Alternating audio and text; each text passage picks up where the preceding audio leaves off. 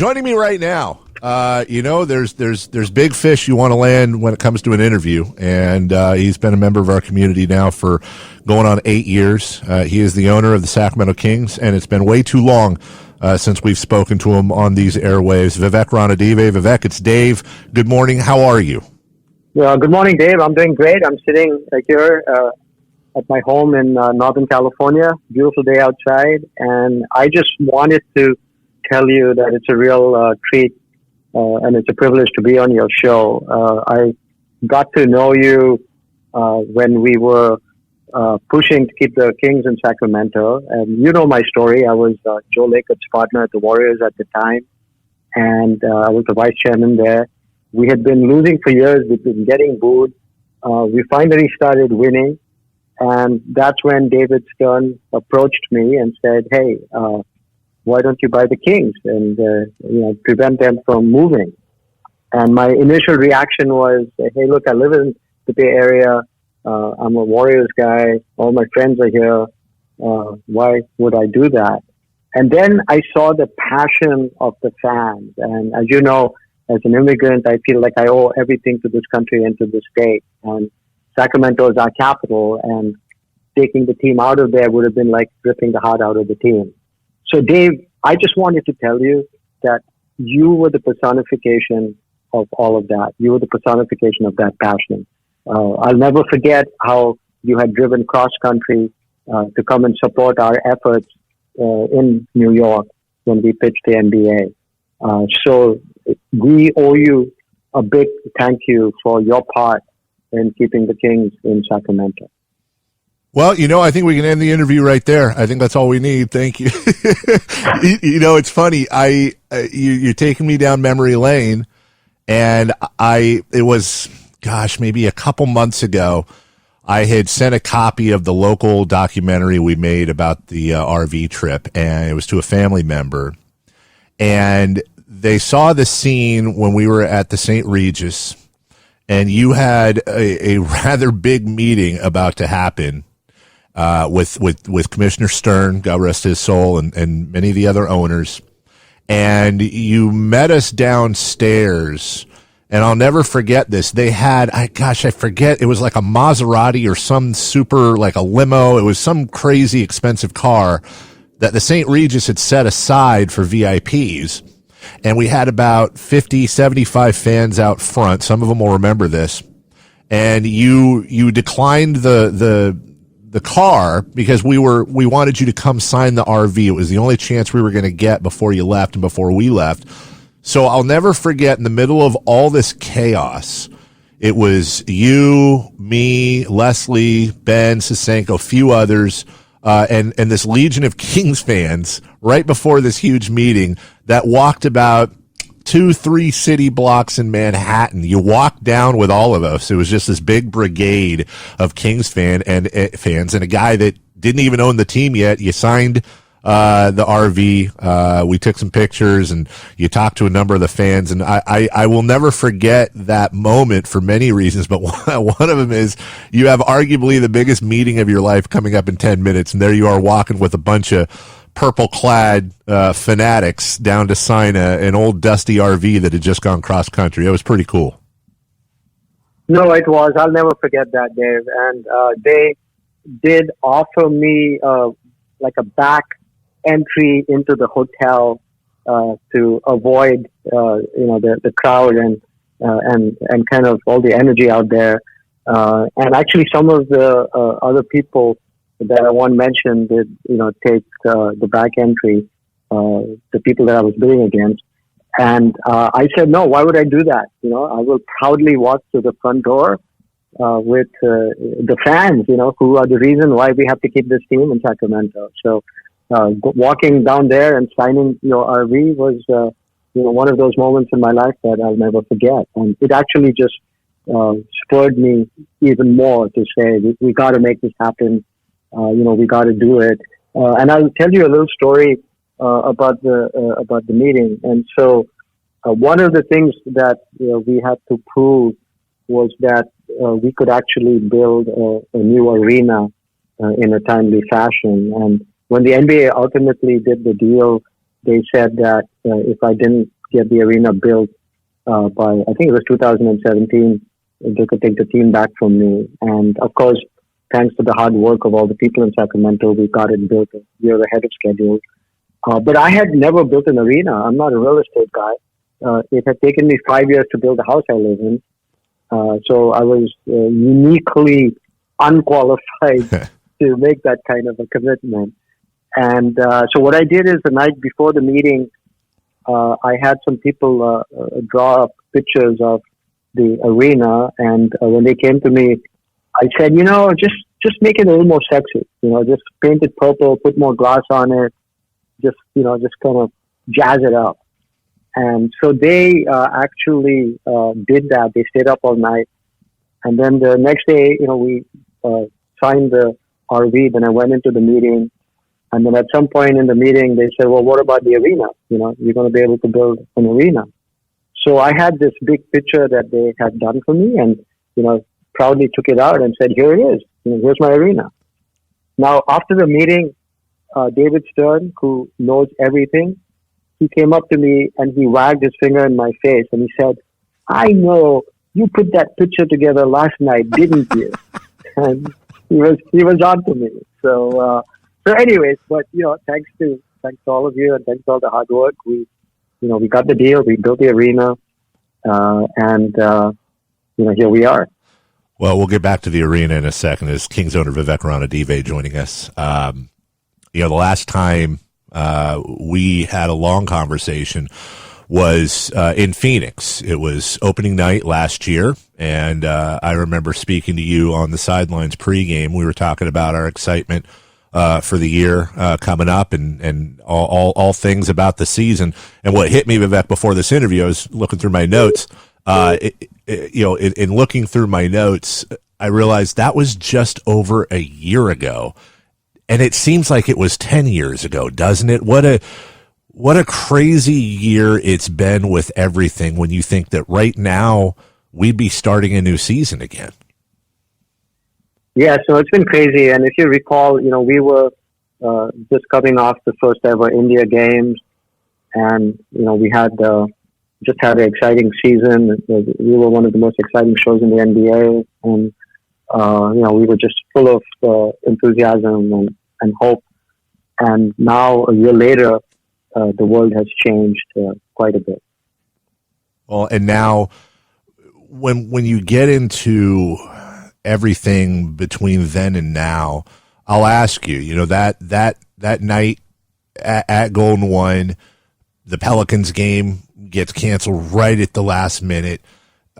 You, as somebody who's not just a team governor, but also sits on many of the committees with the NBA, at that moment, were you confident that we were going to somehow get a season? Was the bubble a long shot to you, or were you pretty sure that some way the season would finish out? Yeah, we didn't know how bad it was going to be, even that night. And I applaud the NBA, Adam Silver, Mark Tatum, for always being on the right side of history and leading the way. And so literally the Sacramento Kings shut the country down. We turned the lights off and said, okay, we're not going to play this game.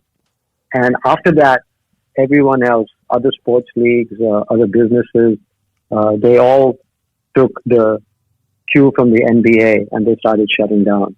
I personally had been to Davos, the World Economic Forum, and I think it was the end of January where I had spoken to Tony Fauci's boss, Francis Collins, and he had told me that this thing was going to be really, really bad, that you could spread it asymptomatically, and it was going to be the worst thing we'd ever seen.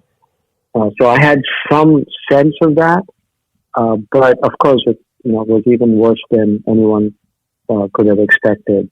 So then it got worse and worse, and we didn't know what was going to happen. And Adam Silver and I were talking, and I said, let's have a subcommittee that starts thinking about how we get back. Because at some point, we shut everything down, so let's be the ones to open it up. It's kind of a patriotic duty that we have to get America, kind of back to work slowly and safely. So we formed a group, and we would meet on a regular basis. And that group then became the group that shaped the bubble. We obviously looked at a range of options, and our number one priority was keeping everyone safe. And I think the bar that we set was, hey, let's make it so that you're safer in the bubble than you would be in your own home. So I think it was a great accomplishment for the NBA that we were able to do the bubble. We were able to finish out the season, and zero people actually got COVID during this time. So it's really a testament to Adam Silver and the NBA that we were able to pull that off. Well, and considering that the bubble was right in the middle at the time of the world epicenter of COVID, which was Florida, it was fairly miraculous. And you mentioned patriotic duty. It's a great segue into, I want to make sure we talk about, whatever challenges we've had on the floor. I've said this many times on my radio show. If there was an NBA Finals for what happens off the court, we'd be in the playoffs every year. I was very proud that the Kings led the way when it came to arenas and voting and making those safe and open voting centers non-denominational. Doesn't matter what party you are. Doesn't matter who you vote for. You're making it accessible to vote. And for the last few weeks, we've been sharing partnerships with regional transit and getting rides down and back for free. And we saw the video of you and Harrison voting and how easy it is. So maybe talk a little bit about that. Just how proud you are, and you should be, for kind of leading that way in the NBA, and so many other teams have followed suit. And also, this is playing on Election Day, so people can still go down and vote at Golden One Center today. Yeah, no, Dave, it's always been part of our mission. Obviously, we want to build a winning franchise, and we still have to do that, but we also want to touch people's lives in a positive way, and we want to make the world a better place. So it's really core to our mission that we have this incredible platform, and it's a huge privilege, but it comes with the responsibility. And for me personally, as a immigrant, voting is one of the greatest privileges and honors that you have. And my life's work has been eliminating friction from people's lives. And what better place to eliminate friction than from the voting process? So we launched Rally the Vote, again, a nonpartisan effort a couple of years back. And now we have over 50 teams that are part of that effort. We have touched over 100 million people. And we are delighted that other teams joined us in opening up their arenas so that you could really make the voting process safe and frictionless. And in some ways, this is really a extension of the vision that I've always stated for the arena and for DOCO. In the old days, people would gather around a communal fireplace. Later on, if you go to the great European cities, they would have a cathedral, they would have a town square, and that's where people got together. So we don't build cathedrals anymore, but we build arenas. So the arena is the 21st century cathedral. And I've always said that, look, this is a place that people can come, they can be entertained, they can listen to music, they can eat great food, and they can demonstrate and they can vote. That's part of being that town square. So it fits with our vision for what we want that downtown to be. It's really a celebration of Sacramento. It's a celebration of the community. It's a celebration of life. And voting is really a big part of it. And what better place to eliminate friction than the voting process? And so let's democratize democracy. Vivek Ranidive joining us. It's interesting. I'm very fascinated by the fact that this is a business, but you and the ownership group have used it as a tool when it comes to, you talk about friction. There's a lot of friction in real life, not just the election, social justice, so many, before COVID and before of the election, so many different things in our community, that DOCO has kind of been a center to, and you've chosen a side, if you will. You've made it very apparent where the team stands, but it is a business as well. And I don't need to tell you that there are people out there. If I'm hearing it on my show, if I'm hearing it on Twitter, no doubt you guys are hearing about it. You've lost season ticket holders. You've had people say, I'm here for sports and not politics. And many of those season ticket holders, I'm sure, are high paying season ticket holders. So how do you, as a governor of a team that is a business, but also is a community instrument, how do you walk that line between using the team and using DOCO as a center for good, yet also worrying about the dollars and cents end of it? Yeah, I don't think that it's one or the other, Dave. And history has shown that when you do the right thing, it's actually the right thing for the business as well. And so, we're now living in a new era where you have to consider all the stakeholders. And it can't just be profit. There also has to be purpose around it. When I said that, that Black Lives Matter, or when I said, let's make sure that what happened with the tragic Stefan Clark killing, murder doesn't happen again. Let's all work together. We did, and we had a tangible impact on our city. But it turns out that it's not one or the other. I think what's good for the community is also very good for business. If you look at how the games were consumed on social media, our consumption was, I believe, more than double all the other leagues combined. So I don't think that it has actually hurt business. Doing the right thing, having a purpose is 100% compatible with good business and making profits. As we talk to Kings Governor Vivek Ranidive, I see the timer here. I know you're busy. If I don't get to some basketball questions, I'm going to be in trouble here from the fans. So 14 years since this team's been in the playoffs. You and the ownership group own half of that. Previous ownership owns the other 7 years. Let me ask you, is there any one thing that stands out to you that you've learned as a governor in 2020 that maybe you didn't know or didn't pay enough attention to in 2013? What have you learned? Yeah, so obviously I was a business person and I built tech companies, and so there's some commonality.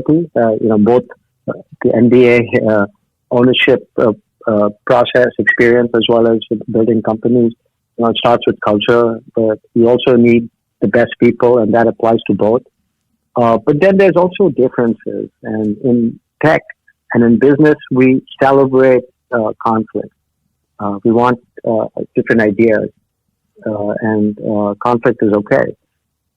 In sports, harmony becomes more important, and just having everyone on the same page becomes more important. Now, I believe that the ideal is if you can have an exchange of ideas, and that's why I was excited about bringing Monty on board, because he said that, what he would bring is the best ideas wins culture. So I think there are, differences. Also, you own a business, and with a sports team, you don't really own the team. The team is owned by you guys. It's owned by the community, by the city, by the fans, even by the media. So you're just a steward for the team. In a business, you can actually have an impact. You have much more ability to influence the outcome. So if the finances are wrong, you can go raise money. If the sales aren't doing well, you can go out and sell. If the technology isn't working, you can work together with the engineers to fix the product. But in the NBA, you're several levels removed from that. and luck plays a part in it. There's a lot of factors that play a part in it. So it's just much harder, and there's many other forces at play. And I think what's really hard being an owner, and I know this for other owners as well, is that people, in order to own a team, you've had success in business or whatever you've been doing. So you're used to winning, So in business, I was just winning all the time, and I was winning at whatever I was doing. But when you come to sports, even if you have a good season and you win 50 games, there's still 32 games that you lost. And we have this kind of mindset where, as much as we love to win, our hatred for losing is even greater. But you just have to kind of live with that, and oftentimes it's part of the process. So there's a lot that's different about owning an NBA team than a business, than any other business or a tech business. But it's still, the greatest privilege and honor that one can imagine. If you had a time machine, you could go back. Is there any one thing you wish you could take back? Is there any one decision you regret above all? Yeah, I think there's a lot of, decisions, and it's, I try to look forward, not backward. But just, really having everyone on the same page is really important. Yeah. So now I was going to say, so I didn't mean to cut you off, Vivek. I was curious with Monty coming in, the process itself. You hired a third party firm to come in. You had Joe in and out of the conversations, but one thing that really stuck out to me was your son, Anil, who I've talked to many times out at Golden One. I know your family means a lot to you, both your sons, one who's serving our country right now, your daughter. But how great was that? Having some people say, well, what's the son doing in there? But you look around at sports teams and that's what happens. And who knows, one of these days Anil might be running the show when you ride off into the sunset. What kind of a different dynamic was that, having one of your boys in there as a sounding board? Yeah, I was always envious of my friend Joe Laker, because both his boys are working at the Warriors, and he gets to work with them and see them, and they're just amazing kids. In fact, they went to school with my kids, and they helped Joe a lot, and they helped the franchise a lot. And I would say they're among the smartest guys in the NBA, are Joe's two boys. And my kids have wanted to do their own thing and blaze their own way. And Anil has got one of the hottest seed funds on the planet, Soma Capital, where he funds companies out of Y Combinator. But his superpower is that he is able to look at somebody and determine if they're going to be successful. So he's done that in his his investing business, where with very little data, he's able to make bets on companies, and he's had some amazing winners in his portfolio. And he's also very well connected, so he talks to a lot of people. And so when we started the process, we used Sportology, which is an outside firm, and the CEO and the founder, Mike Ford, they're the most highly regarded recruiters in sports, and he personally, the founder, was involved with it. So we had a long list of candidates. There's only 30 GM jobs, and so everyone wants to be a GM. We narrowed it down. We went through very, very extensive Zoom interviews with those folks, and then we narrowed the list down. And then when we had the finalists come to the Bay Area and meet at my office, I asked Anil if he would sit in on the meetings and just talk to them and interview them and be part of that process. So he had recently agreed to join the executive board, and he obviously loves basketball. He's very well connected. He's very analytical in his approach. And so for me, it was really nice to have him as a sounding board, and it also conveyed to the people that we were interviewing the kind of culture that we had. And so having Joe and Anil and myself, and then some of the other folks from the Kings be part of the interview process, where we openly expressed different opinions, and we debated vigorously. So they saw that this was a rich environment where there were no bad ideas, and we would debate everything in a forum, in a meeting room, but then we would walk out of there united. So again, Anil is now back focused on his fund, but for that brief time that he came and he helped me was obviously special for me. Vivek Ranidive with us as we begin to wrap up. You also, in addition to being the owner of the Kings, sit on a number of committees, the competition committee, the planning committee. You were on the committee determining, the health and the bubble and all that. You're very active in those NBA subcommittees. I wanted to run a couple of things by you, starting with your role in the planning committee, and that deals with revenue sharing and a lot of that. As a born and raised Sacramentan, I understand that we have some inherent disadvantages. We're not a destination city like Los Angeles, where the Lakers get LeBron James coming to them and Anthony Davis, pushes for a trade there. But beyond that, California in general, we have a much higher tax rate. Mark Cuban doesn't have to deal with the taxes. The Fertitta family, they don't have to deal with those player salary taxes and taxes, for example, or Florida, like Mickey Arison, like you do, or Jeannie Buss does, or Joe Lacob does. Has there ever been any conversation, or do you think there might ever get to a point where there might be some cap adjustments to help weight the tax burdens on players depending on the city or the state they play in? Yeah, so yes, and the planning committee, which I chair, is the committee that kind of has to decide on things like revenue share, which, as you can imagine, are heavy topics with big teams, small teams, and of course at Sacramento, we have kind of a double whammy in a sense, because unlike the other three teams who are all in very big and wealthy markets, we're also in a small market, right? So we don't have huge corporations in our market to be sponsors the way that the Warriors have, or we don't have the massive TV contracts that, say, the Lakers have. So the planning committee is the one that shapes all of that, and I chair that committee.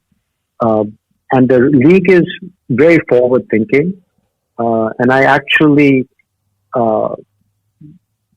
redid the market sizing based on some of these factors. So one of the first things I did, even before I became the chair of the committee, was to give them a different formula for how you evaluate how big that market is. And I walked over to my neighbor, who's a Nobel laureate in economics. His last name is Scholz. The option model is named after him, and he helped me model out how to do market sizing, and I took that to the NBA, and the NBA adopted that. So I think that the NBA certainly is sensitive to all of these issues. Very smart people at the NBA, and I believe that we're going to keep pushing the envelope on how we look at these complex issues. Okay, moving on to the competition committee, because I don't ever get to talk to somebody on the competition committee. We talk about it on the show all the time. What would you think if I was a part of the competition committee and I proposed a rule that you get one extra foul? Now, if you haven't fouled out and you go to overtime, it takes 7 fouls to foul out, whether it's single, double, or triple overtime, but you get more timeouts. Why not get an extra foul for each player that hasn't already been disqualified going into overtime? Would you be a yay or a nay vote, or you got to analyze it? Yeah, so what I did is, first of all, you got to think about what a great country this is. Like you have this guy that grew up in Bombay. He played cricket, and he's never played basketball in his life. Right. And now he's sitting on the competition committee between Michael Jordan and Chris Paul. Right. Okay. So what is the value that I can add? So what I did is I laid out a set of principles that the competition committee adopted. And so when we look at rule changes and we look at how to look at the game, we always measure them against those principles. And one of the principles is that we got to make sure that we keep the game engaging and evolving. So, keeping the game on a crisp pace. And so one example of the rule changes we did was instituting the 14-second shot clock on an offensive rebound. And I think that's been a success, most people would say. So everything we look at in the context of some, the principles that I laid out, and the committee has adopted those principles. And, they range from safety to keeping the integrity of the game, to actually keeping it entertaining and evolving. Because at the end of the day, I think what makes us different than some of the other sports like baseball is that we keep evolving the game. And we're aware that, there's a limited amount of time, and we don't want to expand that time too much. So I think those are some of the considerations we look at when we look at your suggestion. But I will think about it. Okay, because the other one is I'm tired of jump balls. Jump ball at the beginning of the game is fine, but how many times have you been sitting there and it's a jump ball and it's our 6'2" guard versus their 6'11" power forward, and then the ref throws the ball up and it's tilted to the side of the big guy. I say we do a jump ball at the beginning and then it's possession arrow like in college the rest of the way. What do you think? Is there a chance? Yeah, I don't think that one will fly. No, that's crushing my dreams. Yeah. All right, let's finish up with some tough ones. I told the fans we were going to have you on, and I mixed in some of their questions and what I've already asked you. You've already been very generous with your time, so we'll just finish up with a lightning round. I know you enjoy food like the rest of us, and by the way, alfresco dining at Golden One, and I'll make sure, or at Doco, I'll make sure to tweet that out as well. Now open and available. You can go in, socially distanced, safe, support local business. They're keeping it open. Alfresco dining all day long. Vivek, is a hot dog a sandwich? No, because the sandwich has two discrete pieces of bread. The hot dog is like the bread is connected. So I would say no. Okay. Is a taco a sandwich? No. Same taco's rule. Not a sandwich. Okay. All right. Same rule. Okay. Is chili a soup? Is it a stew? Or would you consider it its own thing? It's definitely its own thing. Okay. Because stew has got more liquid in it. Chili, good hearty chili is, it's mostly solid, whereas stew has more of a liquid composition to it. Okay. That's the right answer, actually. All right. And finally here, if you were, and I know this has never happened to you before, but if you had to be attacked by one, you're walking the streets and one of these things attacks you, would you rather be attacked by one horse-sized duck or by 100 duck-sized horses? That's tough, I know. Well, I would go with the horse-sized duck for sure. Wow. I mean, there's less of them. You only have to pay attention to one, but I got to think a horse-sized duck's going to be pretty intimidating. No, because I would just out-quack it, and I would make friends with it, and then I would just jump on it and ride it like a horse. You saddle up the duck-sized horse. Lastly, I've read your books. Do you still, when it comes to basketball, do you believe in fail fast? Has that adjusted over the years, or do you still believe in failing fast? Yeah, I think that what I believe in is let's not make the same mistakes again. Mm-hmm. Let's make new mistakes. And then lastly, I'll give you the floor. We don't know if we're going to start the season in December. We don't know if we're going to start it in January. I've purposely avoided asking you that because I know that's an internal conversation right now. We'll learn about it when we learn about it. but fans are listening. Anything you want to say to those diehard Kings fans still crossing their fingers that we're going to win more games than we lose one of these days? Yeah, just keep your Christmas night open because there's going to be NBA games on Christmas night. That's, my personal opinion. Okay. I appreciate your time.